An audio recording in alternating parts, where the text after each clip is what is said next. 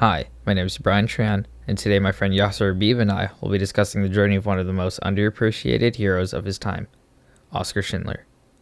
For the purposes of this presentation, we will be using Schindler's List, directed by Steven Spielberg, as a visual reference, because it's a great movie, and because I'd rather give you something to look at rather than listen to my voice the entire time, because, honestly, it gets boring. To put it as simply as possible, Schindler was a Nazi spy and a simple businessman before, during, and after World War II, who is remembered for helping over thousands of Jewish people escape their certain demise, though the full story is nowhere near that simple.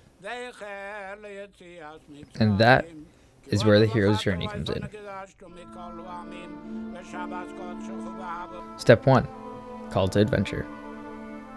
Strangely enough, the first step in this journey contains one of the most pivotal moments, both in the movie and his life.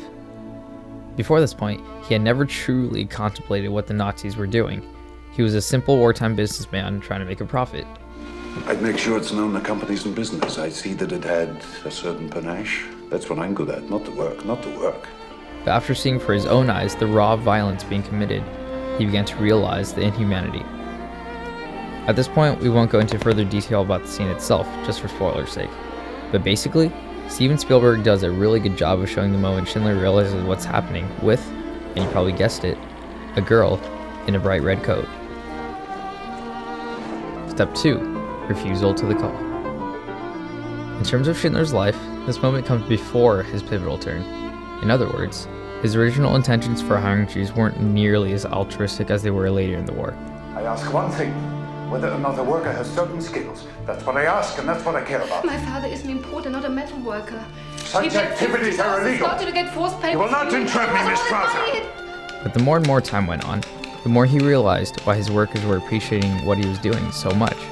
And after the girl in the red coat, he actually began to sort of agree. Step 3. Crossing the first threshold. The little girl was only a start to what would transform Schindler into who he became. The point where he basically crosses the very first threshold was when he called for the creation of the subcamp to house his own workers. What his allies didn't realize, though, was that he was giving them better conditions to live in. He knew that if they lived in the main camp, eventually, they'd probably end up dead. Step 4. The belly of the beast. Before I say anything, I feel like I should combine this with the apostasy, because what I'm about to explain covers that too. So basically, this is sort of step 4 and step 5. Anyway, this time in his life was one of the most important periods, both for him and his workers. Before this, his entire goal was to make a profit, but, interestingly enough, he begins to knowingly lose money hiring these people. He even began giving up personal belongings, like a gold watch. Have Goldberg bring them over. In order to bribe guards to keep their mouths shut. And that's where we move on to step 5, Road of Trials. In our opinion, the trials portion of Schindler's life is very broad. It spans from when he begins to hire his workers all the way to when the war ends.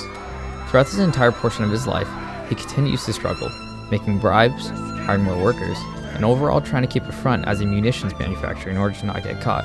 However, he does it so amazingly well that he manages to even fool the ruthless commandant, Haman Goeth. What's a person worth? No. What's one worth to you? Step 6. Meeting with the goddess. Though Schindler had a wife, he never truly had a goddess in his life. The only person that really came close to such a title was Haman Goeth's personal Jewish servant, Helen Hirsch. To him, her plight was extraordinary. She was the only Jewish person Goeth had actually taken a personal liking to, even to the point where he very subtly admits that he might be in love with her. In addition to that is step 8, atonement with the father. Understandingly, Schindler never really had any literal father figure, at least any that would prove significant in him becoming who he was. However, I guess one could say Haman Goeth somewhat played the role.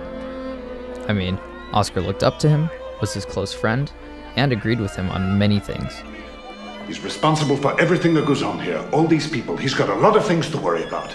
I think one could safely say the final atonement with his father, quote-quote, was when Goeth finally agreed to give up Helen Hirsch to Schindler, because it really showed the trust they had for each other. What was it you said for him?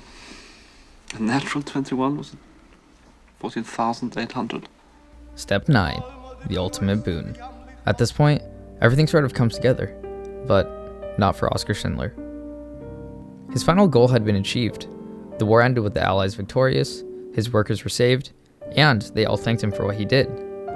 But, in the end, he was still a Nazi. I'm a member of the Nazi Party. I'm a munitions manufacturer. I'm a profiteer of slave labor.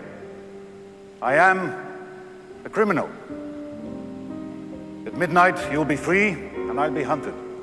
Exactly. Though his initial journey was over, another had just begun. Step 10. Refusal to return. Well, more like even if he wanted to, he couldn't. The Germans had lost the war, and, well, that was that. Schindler knew his status to the rest of the world. He was, well, Nazi scum. He knew he had to continue running to stay alive, and honestly, we believe that's the saddest part of his legacy. Step 11. Magic flight. Schindler's flight was, well, really straightforward. There's no magical flight or big action scene with explosions and guns. There's simply, well, a ring. The ring is what we believe marks his final victory against the antagonist he had been fighting his whole life. His big final boss fight was sort of against himself. The ring, well, was sort of the final recognition that he'd won. It's Hebrew from the Talmud. It says whoever saves one life saves the world entire. Step 12. Master of Two Worlds. Schindler truly is a master of his two worlds. He changed not only himself, but also his entire legacy. He was a Nazi, no doubt. That's not what people remember him for. People remember him for being that 1 in a billion chance who ended up changing the world for the better. And that right there is a trait of a real master. And finally, step 13. Freedom to live.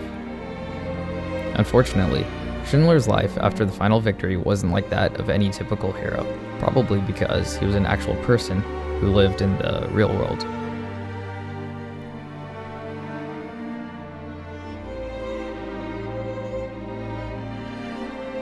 Schindler never really found his silver lining.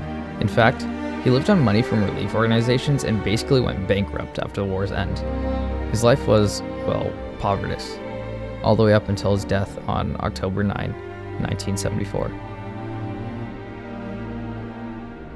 Though I did forget one thing. He certainly was never forgotten.